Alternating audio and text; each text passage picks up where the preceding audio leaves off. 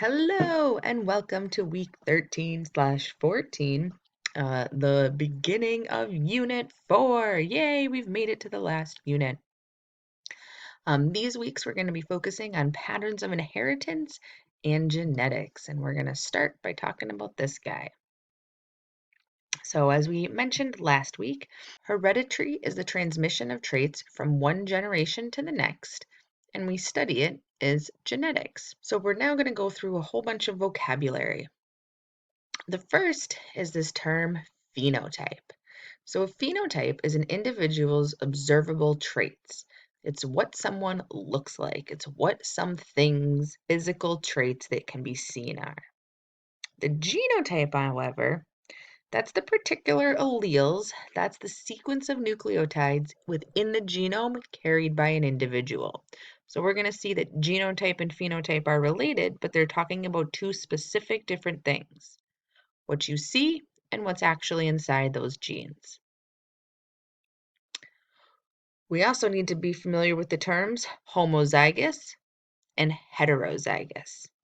So if you look at the root words here, homo versus hetero, most people have associations with like homosexuals versus heterosexuals, homo meaning same, hetero meaning different. So homozygous is having identical alleles of a gene.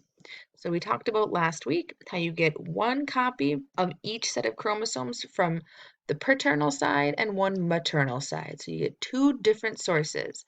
And those two different sources can either have the same allele, so in this case, big A, or they can have different alleles, like little e, big E.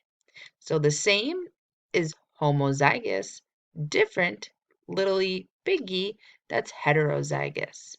And just a note about terminology, this is totally different from being homologous chromosomes. So there's homologous, meaning the same chromosome, and then the alleles can be homozygous or heterozygous.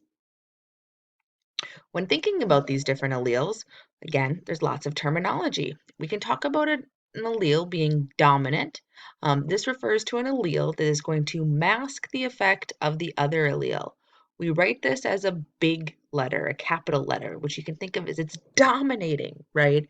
We can use the words to help guide us. So someone who dominates, they decide, that's like this big E. It is going to dominate over this recessive little e, whose effects are masked by that dominant allele. So the phenotype seen is the phenotype of the dominant allele.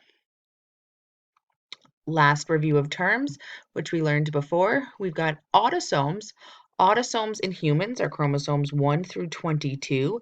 They pair up in that prophase 1 of meiosis, and they've got the same length, shape, and centromere locations, and most importantly, the same genes on the same place. So these are all of the chromosomes except the sex chromosomes. These, again, in humans are XY and XX, and these are the chromosomes that differ between males and females. So again, as a bit of a review from last week, we have gene segregation, which of course for any cell, we start in interphase, undergoes the S phase and DNA replication, turning that chromosome into two sister chromatids. And we saw in meiosis how they're going to separate those homologous pairs. And in meiosis 2, those sister chromatids are going to be ripped apart. And what we see when growing a new zygote is that fertilization of matching of one gamete and another individual's gametes coming together and fusing and forming that single zygote, which will replicate through mitosis and grow either a pea plant or a baby, depending on what the species was. So this amazing cartoon of showing how a baby is a combination of their parents, because the parents are passing down genetic material that's in discrete units, that is what makes up that individual. We're going to see, or we're going to learn about how this guy, Gregor Mendel, had some key insights that were really revolutionary for biology for understanding how genes are passed down and how traits get passed from one generation to the next. So to put this in context, the work we're going to learn about now is happening in the mid 1800s. And everything I just said about chromosomes and DNA, totally unknown, no idea. But this is the same time as Darwin, who we'll focus on at the end of the class, and roughly speaking, the same time as the Civil War in the 1860s. So Gregor Mendel lived in what's today the Czech Republic, and this is like the briefest summary of a person. He experimented with pea plants and deduced the principles of genetics. He, like most of the people I mentioned, is a fascinating character. You can see him in a picture right here. He was a monk, and why he was a monk after studying to become a teacher was because he failed the teaching exams several times. And so we're going to see, despite his very studious and very competent work, not everyone succeeds at their first goals. But in the end, having this path and him becoming a monk gave him the time to do the experiments we're about to discuss. And so it's always fascinating to hear about how the people who did the work lived their lives and how they chose that path. Certainly wouldn't have been necessarily envisioned from knowing his background. So, what did Mendel do? Mendel studied pea plants, and he didn't study pea plants randomly. He studied them very intentionally because they were easy to grow. They came in different varieties. He could manipulate them and he could decide who was going to mate with whom. He could do self fertilizations. So, when I say they came in many varieties, what do I mean? He could study very specific traits: color flower, flower position, the color of the seeds or the seed shape, the pod color, the pod shape, and even the stem length. So he specifically chose peas because they had this attributes of all these different characteristics. And what did he do painstakingly thousands and thousands of times? Why is his data remarkable for just the demonstration of effort? Because he would take the stamens from one plant that he had bred pure. He would transfer the stamens from one plant to the carpels of another plant that he had removed the stamens from. Then he would grow those into seeds. He would plant those seeds, grow up those pea plants, and he would then look to see what are the traits of that plant. He would start with the parent generation, so pea generation, in this case, plants that only grew purple flowers, always for generations and generations, purple flowers, and he would mate them with white flowers. Then he would produce the first generation, the Fidel, the family. That first generation, what did he see? Or with purple mating with white? He got out all purple. But then he took it another level. He wanted to see, well, what would happen if those individuals self-fertilized and that F1 generation mated amongst itself. Surprisingly, he found that in that F2 generation, he would have still most of the purple flowers, but a quarter of the time he would get back the white flowers. So the white color sort of jumped a generation. And he did this thousands and thousands of times. It is absolutely remarkable to think about his dedication and how much effort and painstaking precision it would have taken to do these experiments over years and years and years. So he failed at being a science teacher, a physics teacher, but he exceeded and excelled at taking careful notes and being a very good scientist.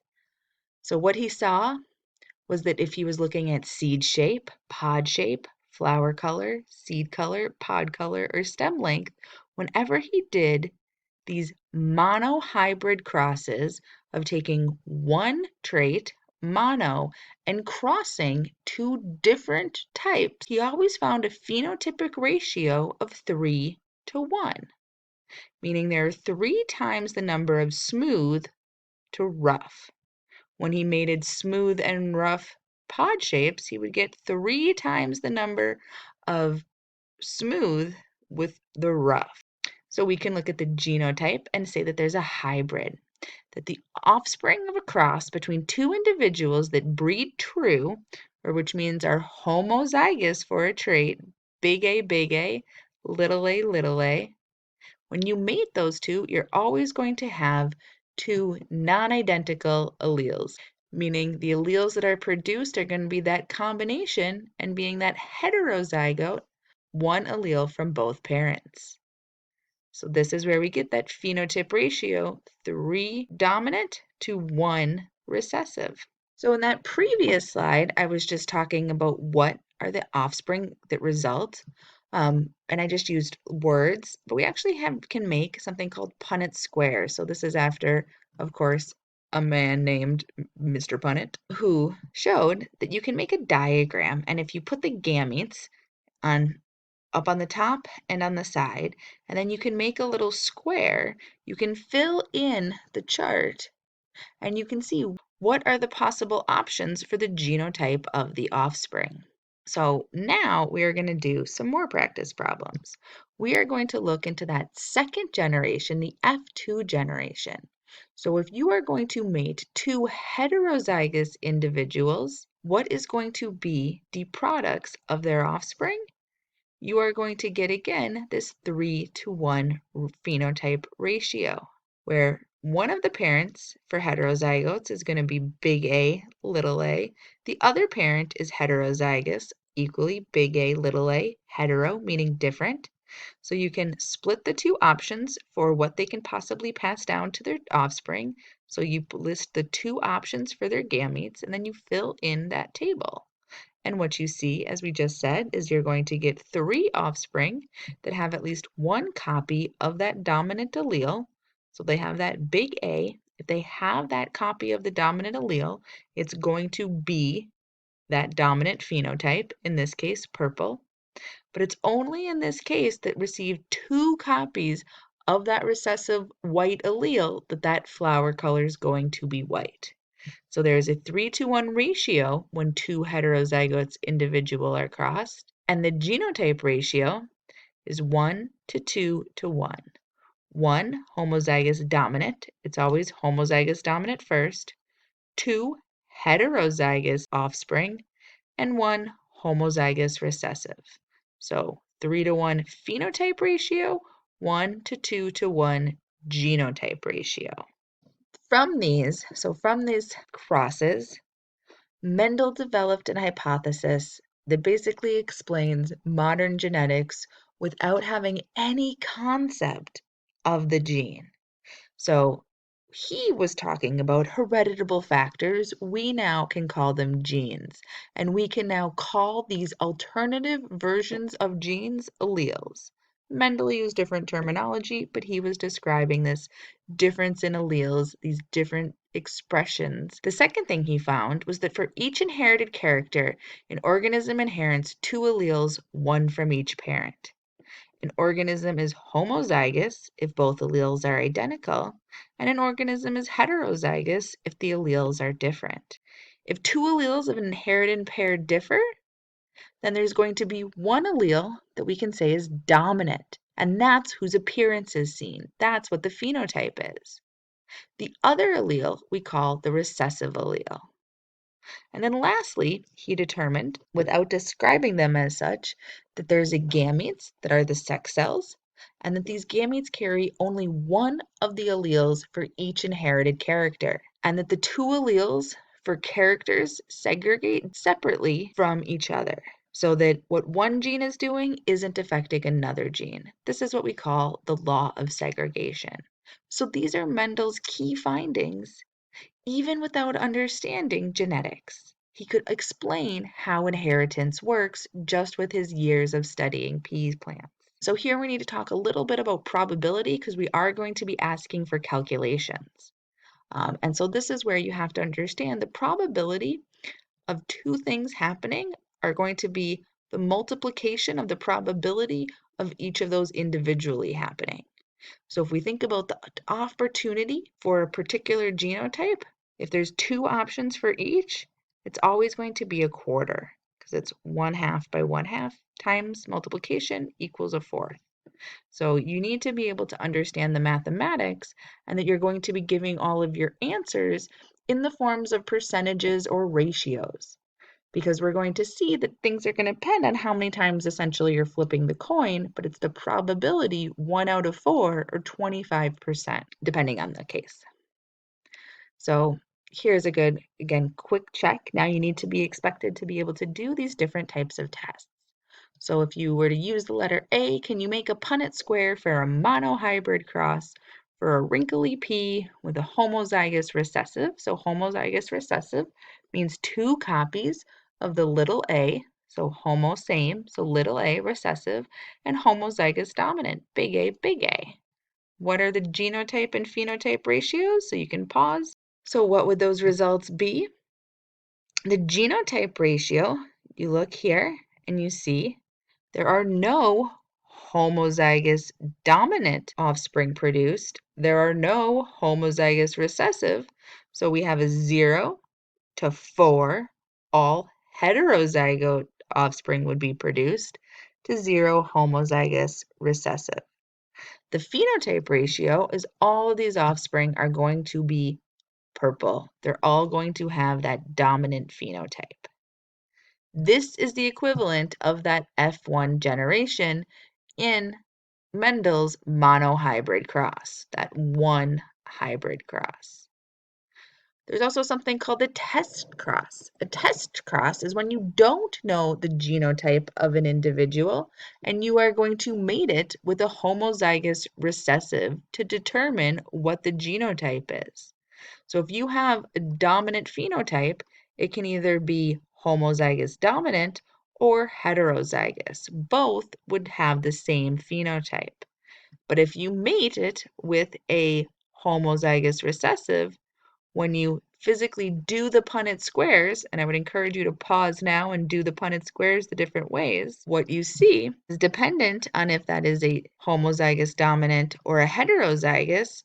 When you mate with that recessive individual, you can see if you get back any of that recessive phenotype offspring, that unknown individual must have had that recessive allele and must have been heterozygous. If all of the offspring are all the dominant characteristic, then it's most likely that you had a homozygous dominant parent. So a test cross is what you do to test when you don't know what the genotype is of a dominant phenotype. So if we think about what happens when you've got more than one type of gene that you're talking about, we can remind ourselves about the independent assortment of chromosomes during meiosis. Where here we have this picture just of 3 chromosomes, where how they get sorted out, how they get separated, really just depends on how they line up during metaphase 1 of meiosis. So there's all these different options, and it's just the orientation, which is why we can see here, when we've got just 2 different chromosomes, that there's different types of gametes that can get formed depending on how things situated themselves. And what Mendel showed, that he did even more experiments, was that when you had a dihybrid cross, when you were doing experiments with 2 genes, you would always get a 9 to 3 to 3 to 1 ratio. Why is this? Because there is the law of independent assortment, where genes tend to be distributed independently of each other. So what does this mean? If you had a parent generation that was all yellow and smooth and a green and wrinkled parent, you can combine them. All the offspring are going to have both dominant characteristics. And then the question is how do those 2 genes sort themselves? So what we can see when you actually do this is that there's going to be all the different options. So again, we're going to do a dihybrid cross looking at 2 genes. We can see that there's 4 possible gametes that can be produced from that dihybrid individual, where it's heterozygous for both genes. So again, we have here a dihybrid cross where you have big A, big B, little b crossed with another heterozygous individual for both genes. So again, if you do the Punnett square, you can see that you ultimately have a ratio of 9 dominant for both alleles to 3, dominant for one, recessive for the other, and you are only going to have this one option, this one offspring that is going to be recessive for both. And here we need to remind ourselves, though, about crossover and the fact that genes located really close to each other will actually be transferred together, and it's only genes that are spaced far apart where a crossover event is likely to happen will actually sort independently. So there are cases where genes are linked together and will not be assorted independently. And this is actually how we figured out which genes were closer to other genes based on what was inherited with the other gene. So I go through an example here in the PowerPoint that was a real life example from the first time I was teaching this course years ago, and then what I had to do in the lab the very next day. And it's just a good application of how these rules actually get put into play in the real life. So I was working in a lab where we have a mouse colony, and we had a strain of mice that was recessive for a particular protein. In this case, it's a RAG protein, which is a protein needed to make the cells of the immune system, B cells and T cells. So we had a mouse that was recessive for this gene, so it didn't make these immune cells and was little r genotype. We had other mice that had a mutation in a particular protein that's involved in melanin synthesis called TRP1. It's not important. But so the genotype for these mutant mice were little t, little t. So our mice that had the mutant RAG protein all had the normal T protein. So all of their gametes were little r, big T. We had other mice, again, that were mutated and had little t, but they were normal for the RAG protein. So they were big R, little t. The task I was set with was needing to make some new mice that were mutants for both. So I needed to figure out how many breeding pairs should I set up. So if we make the Punnett square and we do this F1 generation, we see that all of the offspring are going to be heterozygous for both genes. So then the question is, what are the gametes that this F1 generation is going to be making? Well, this is not a Punnett square, but we can see with these two different genes, all 4 different options are possible. Again, this is the same as what we saw in Mendel's dihybrid cross with the peas. There's 4 different options, and when we make a large F2 generation cross, we see again that that 9 to 3 to 3 to 1 ratio occurs, and it's only 1 out of the 16 mice that I'm going to be able to use. So how many breeding pairs did I need? I only set up 2 sets of the original homozygous individuals breeding with each other to produce all those heterozygous offspring. And then I needed to make up as many of those heterozygous pairs to produce just the 1 out of 16 mice that we were looking for. Once we had the mice that we were looking for, then I just bred those so that I knew all of the offspring would be homozygous recessive. Next week, we'll talk about how it was that I knew what the genotype of my mice was. So we'll talk about that next week. So there's a whole bunch of practice problems here, and I've got a bunch more links to practice problems. Really, the thing to do is you guys need to just practice, practice, practice, check your answers. If you have questions, keep reading, keep checking, click on the tutors right away, sign up for office hours, sign in for a weekly meeting, but you really just need to go over and review how to do all the practice problems.